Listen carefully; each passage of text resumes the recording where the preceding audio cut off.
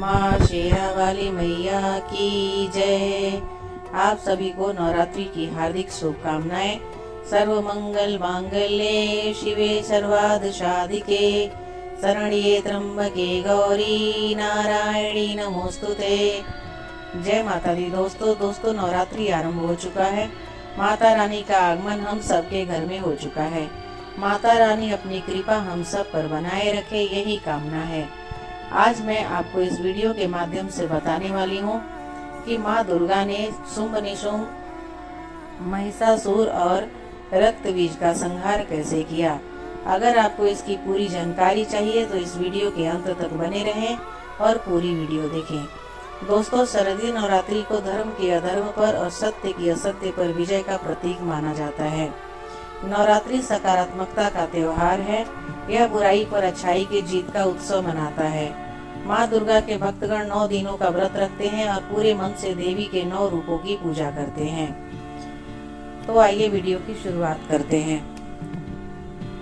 चंड मुंड संहारे शोणित बीज हरे। माँ दुर्गा की आरती करते समय आप इस पंक्ति को जरूर पढ़ते होंगे, लेकिन इस पर आपका ध्यान नहीं गया होगा। इस पंक्ति का अर्थ है कि चंड मुंड का संहार किया और शोणित यानी रक्त बीज को हर लिया, यानी रक्त बीज का भी वध किया। दोस्तों, देवी दुर्गा को शक्ति का साक्षात स्वरूप माना जाता है। माता रानी अपने भक्तों पर दया दृष्टि रखती हैं, लेकिन दुष्ट और दुराचारियों पर भी ध्वंस भी कर देती हैं। धार्मिक ग्रंथों में माँ दुर्गा के जन्म या अवतरण को लेकर कई मत है, लेकिन सर्वमान मत यही है कि दुर्गा माता का अवतरण दैत्यों के संहार के लिए ही हुआ था। दोस्तों, सबसे पहले मैं आपको जो जानकारी दे रही हूँ वो ये है कि रक्त बीज का अंत कैसे हुआ। रक्त बीज ने अपने कठोर तप से शिव जी को प्रसन्न कर उनसे वरदान प्राप्त किया था कि जहाँ जहाँ उसके रक्त की बूंदें गिरेगी वहाँ एक नया रक्त बीज पैदा हो जाएगा। इसलिए युद्ध में जब भी देवता उस पर प्रहार करते, उसकी रक्त की बूंदों से नए रक्त बीज दैत्य का जन्म हो जाता। इसलिए सभी देवता मिलकर भी उसका अंत नहीं कर सके और धीरे धीरे रक्त बीज का दुराचार बढ़ने लगा। पौराणिक धार्मिक कथाओं के अनुसार महर्षि कश्यप और दिति के गर्भ से रक्त बीज उत्पन्न हुआ था। कहा जाता है कि पूर्व जन्म में रक्त बीज असुर सम्राट रंभ था। एक बार सम्राट रंभ तपस्या में लीन था, तभी इंद्र ने उसे छल पूर्वक मार दिया। इस तरह से रक्त बीज के रूप में ही सम्राट रंभ का पुनर्जन्म हुआ। उसने फिर से घोर तपस्या की और वरदान प्राप्त किया कि उसके शरीर की एक बूंद भी धरती पर गिरे तो उससे नया रक्त बीज उत्पन्न हो जाएगा। रक्त का अर्थ लाल या खून से है और बीज का अर्थ जीव से है। इस तरह से रक्त बीज का अर्थ है खून से उत्पन्न होने वाला एक नया जीव। धार्मिक मान्यता के अनुसार आज से लाखों वर्ष पूर्व रक्त बीज नाम का एक दैत्य था, जो कि बहुत शक्तिशाली था। ओम जयंती मंगला काली भद्रकाली कपालिनी दुर्गा क्षमा शिवा धात्री स्वाहा स्वधा नमोस्तुते। इस मंत्र का अर्थ है जो अपने भक्तों को जन्म मरण आदि संसार के बंधन से दूर करती है, उन मोक्षदायिनी मंगल देवी का नाम मंगला है। और जो प्रलय काल में संपूर्ण सृष्टि को अपना ग्रास बना ले वही काली है। रक्त बीज के संहार के लिए ही माँ दुर्गा का अवतरण हुआ। माँ दुर्गा और रक्त बीज के बीच युद्ध हुआ। माँ दुर्गा जैसे ही उसके अंगों को काटने लगी तो उसके रक्त से नए दैत्य रक्त बीज का जन्म होने लगा। इस तरह से रक्त बीज दैत्य की सेना खड़ी हो गई। आखिरकार माँ ने देवी चंडिका को आदेश दिया कि जब वह रक्त बीज पर प्रहार करे तो वह उसका रक्त पी जाए, इससे नया रक्त बीज उत्पन्न नहीं होगा। इसके बाद माँ पार्वती ने भद्रकाली का रूप धारण किया। माँ पार्वती के इस रूप को संहार का प्रतीक माना जाता है। इस रूप में माँ की बड़ी बड़ी आंखें, शरीर का रंग काला, लंबी जीभ, आंखों में तेज, गले में मुंडमाला और दैत्यों के कटे हाथ थे। माँ काली के इस रूप को सनातन धर्म में अन्य सभी देवी देवताओं में विकराल माना जाता है। जहाँ जहाँ रक्त बीज का रक्त गिरता माँ उसे पी जाती और उससे नया दैत्य उत्पन्न नहीं हो पाता। कहा जाता है कि इस अवतार में माँ का रूप बहुत विकराल हो गया और उन्होंने कई राक्षसों को निगल भी लिया। इस तरह से माँ दुर्गा ने रक्त बीज का संहार किया। नवरात्रि पर्व में जुड़ी एक अन्य कथा के अनुसार देवी दुर्गा ने एक भैंस रूपी असुर अर्थात महिषासुर का भी वध किया। प्राचीन काल में महिषासुर नामक एक महापराक्रमी असुर का जन्म हुआ था, जो रंभ नामक असुर का पुत्र या दैत्यों का सम्राट था। उसने युद्ध में सभी देवताओं को हराकर इंद्र के सिंहासन पर अपना अधिकार जमा लिया। वह बहुत ही शक्तिशाली और मायावी था। देवताओं के लिए उसे पराजित करना आसान नहीं था। वहीं इंद्र लोक से तीनों लोकों पर शासन करने लगा और पराजित देवता उससे परेशान होकर ब्रह्मा जी के शरण में चले गए। ब्रह्मा जी ने उन सभी देवताओं को पीड़ा सुनी और सारे देवतागण को अपने साथ लेकर उस जगह प्रस्थान कर दिए जहाँ भगवान विष्णु और भगवान शंकर उपस्थित थे। वहां पहुंचकर उन्होंने महिषासुर के अत्याचारों के बारे में भगवान शिव और विष्णु जी को अवगत कराया। ब्रह्मा जी से सारी बातें सुनकर भगवान विष्णु और शंकर जी महिषासुर समेत सभी दैत्यों पर अत्यंत क्रोधित हो उठे। क्रोध में भगवान विष्णु के मुख से महान तेज उत्पन्न होने लगा।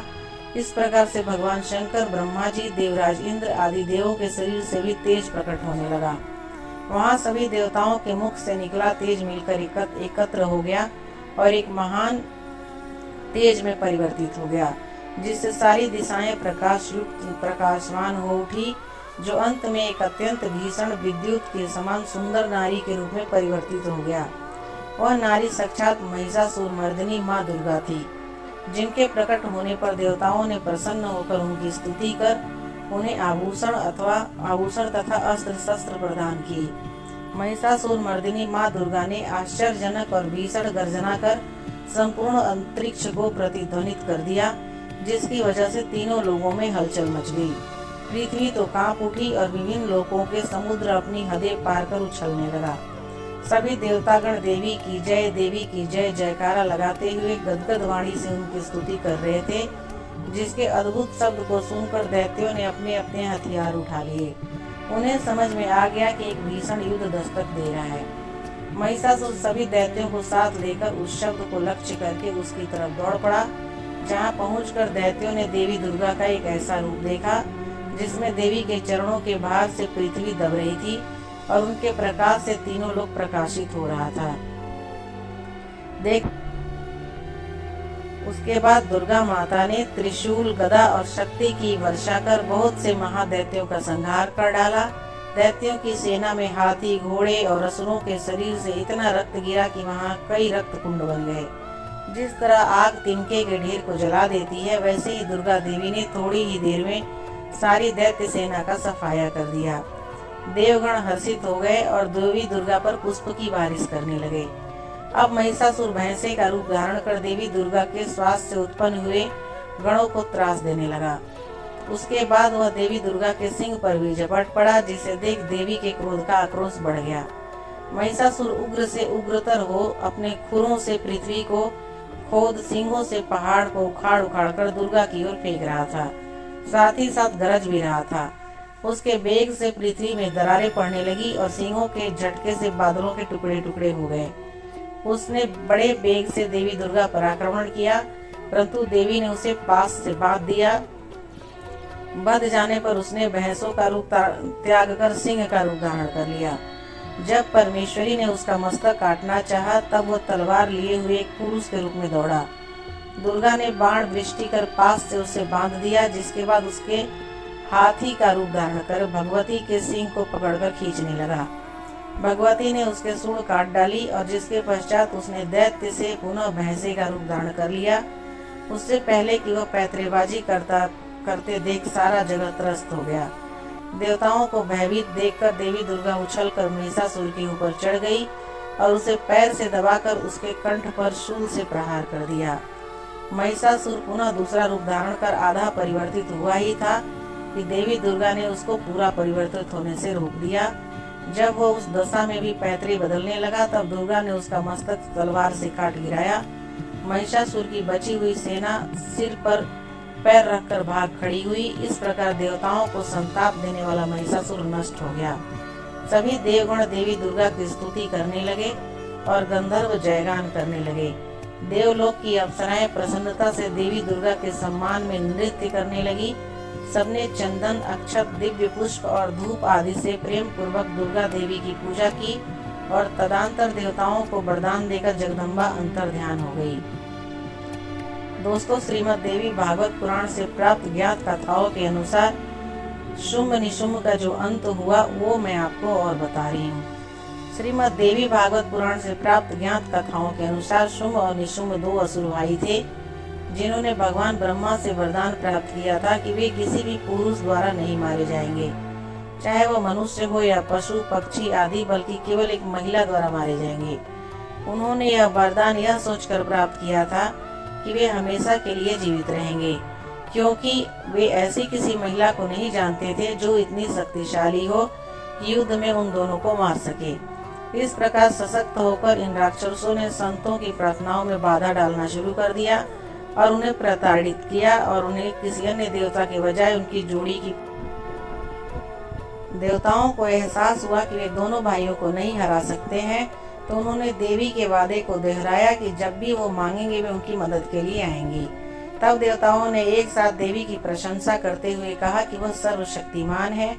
जब देवता इस प्रकार व्यस्त थे तो देवी पार्वती वहां से गुजरी, और जब देवताओं की प्रार्थना उनके कानों में पड़ी तो उन्हें दया आ गई, और इस प्रकार उन्होंने अपने अस्तित्व से एक और देवी की रचना की जो कौशिकी के नाम से जानी गई। देवी के प्रकट होने के बाद पार्वती काली हो गई, और इस प्रकार देवी का नाम कालिका भी पड़ा। इस प्रकार जन्मी देवी अत्यंत सुंदर थी, और जब शुंभ और निशुंभ नामक राक्षस भाइयों के शिष्य चंड और मुंड ने उन पर नजर डाली तो उन्होंने तुरंत अपने गुरुओं को उनकी सुंदरता के बारे में बताया। उनकी सुंदरता के बारे में सुनकर दोनों भाइयों ने देवी के पास विवाह का प्रस्ताव भेजा। देवी ने उनसे कहा कि उन्होंने इस व्यक्ति से विवाह करने की प्रतिज्ञा की है जो उन्हें युद्ध में हरा सके और उन्हें बलपूर्वक ले जा सके।